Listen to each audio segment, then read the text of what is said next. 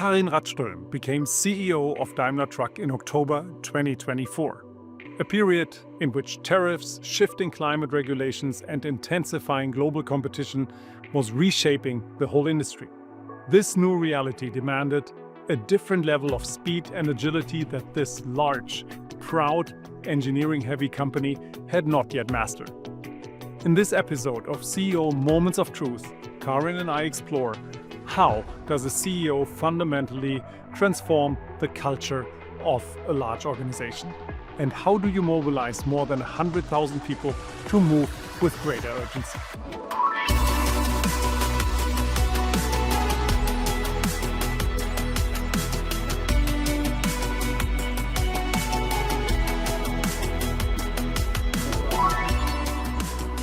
Karin, it is so great to be with you here at the Daimler Truck headquarters outside of Stuttgart in Germany.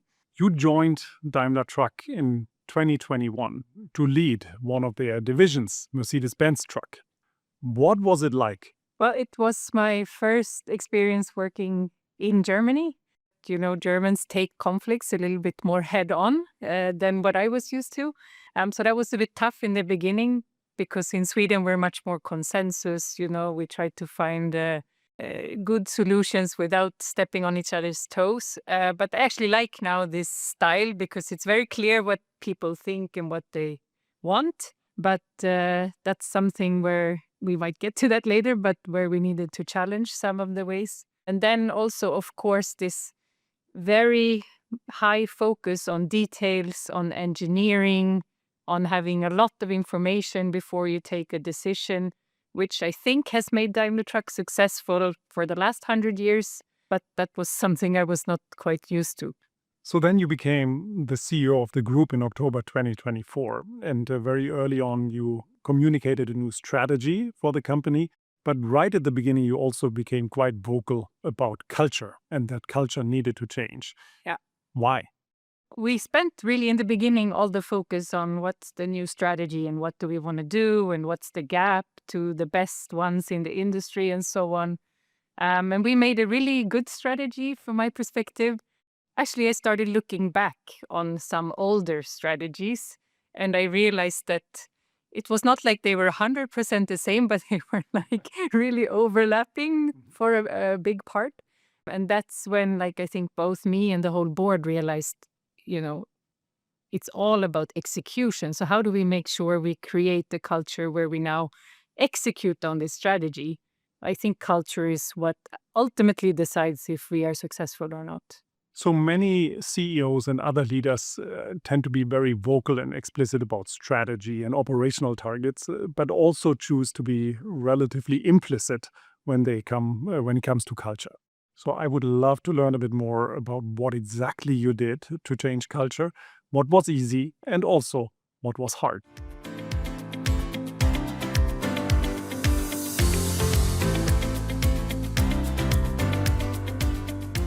You became very articulate that the culture of Daimler Truck needs to change.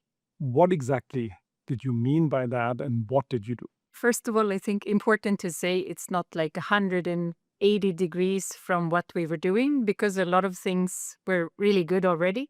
I think engineering and attention to detail is very important. I mean, we have great brands, great customer relations, so it's not like now we change everything. But I think in what we were speaking about with transformation, we need to work a little bit different. And that's when we came up with these three words, simpler, faster, stronger, to try to put something into everyone's mind that they would remember and think about in, you know, everything you do. How can you do it a little bit in a more simple way? Can we take faster decisions? And then hopefully, you know, that makes us stronger. If I look at culture from a BCG perspective, we believe it makes a huge difference. In fact, there's ample evidence that companies with strong cultures and positive cultures do outperform. We have our own studies on that. I think it's bold and important that you go out and say, this is what we are going to do and how we want to change how we work at Daimler Truck. Culture is kind of a fluffy expression. So what is really culture? And we defined it as the sum of a number of different practices that you have in an organization. The first one being like the values and the things that you write on the wall, kind of things. And then the second is all the formal processes, the way that you do things in the company.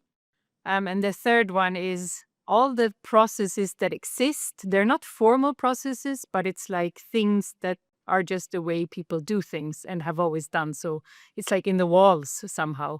And what we did was we looked at all these practices and we said, which ones are the ones that don't represent the culture we want to have?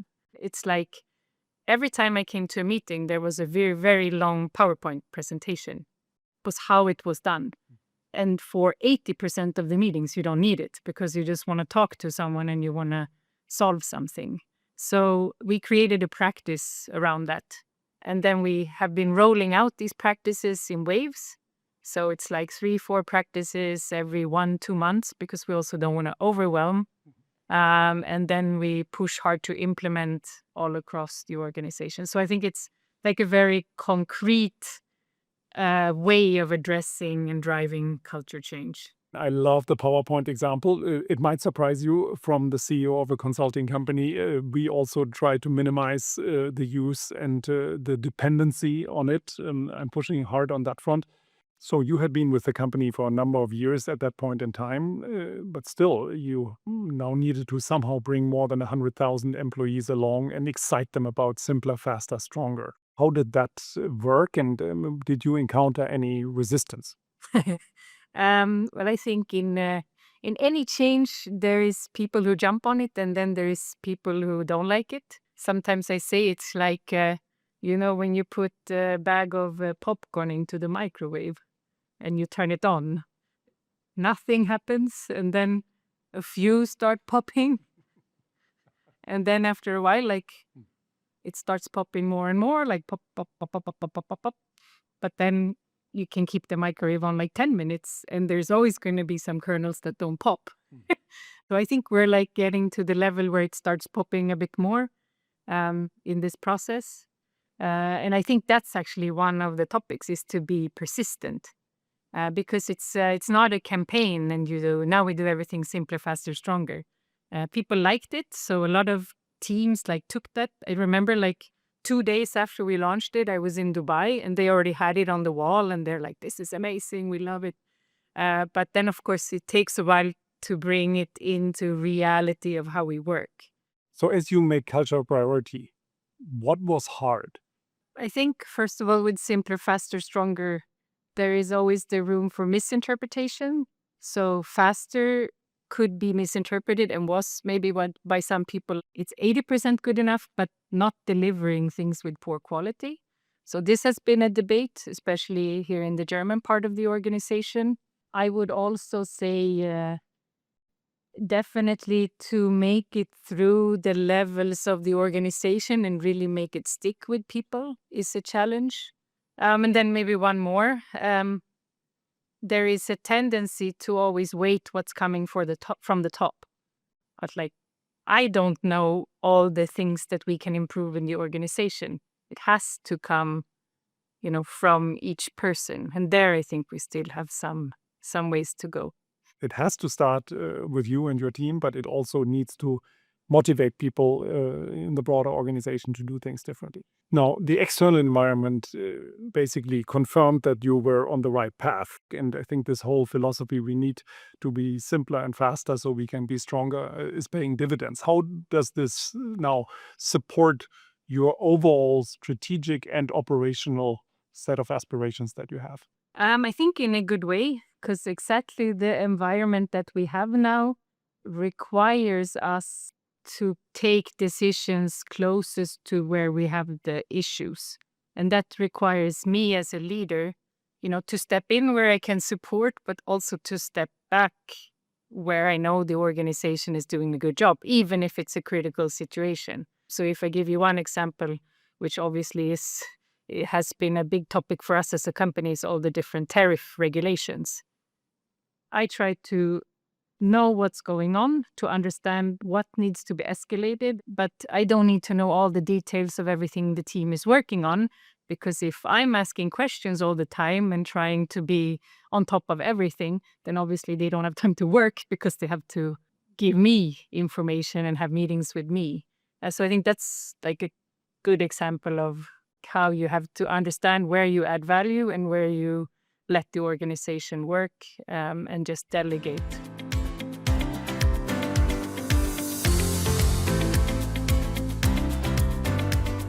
So you're less than 2 years into your CEO tenure at this point. It's probably too early to talk about a wholesale change in culture, but is there one thing you are particularly proud of that has been achieved in that context? I think I'm proud of every little step that I see. So there's not the one big thing, but I see small things happening all the time, and these small steps being taken. We talked about PowerPoints. I see a lot less PowerPoints even by people who I know. It makes them, I don't know, safe. That requires vulnerability. And yeah, so every little small micro step that I see, I think makes me really proud. And I'm actually really confident that we're moving in the right direction. That's great. What are your learnings, and what is advice that you could give to other CEOs or senior leaders who also want to take on a culture change agenda? If you decide to drive culture change, you have to be the first person to do it and to show it in everything you do. And the second one is it's a long journey. It's not a campaign. It's not 6 months and a project and print T-shirts. It's really something that I think, as long as I'm the CEO, however long that will be, like, this will be something we will be working on and keeping focus on. I fully agree with you. You can't delegate culture. It starts with you as CEO. I also agree with you, as in so many things in the CEO life, it's a marathon, and maybe multiple marathons in a row and not just a sprint. Thank you for your insights. Congratulations on the change you have already brought to Daimler Truck, and all the best for the continued journey. Thank you.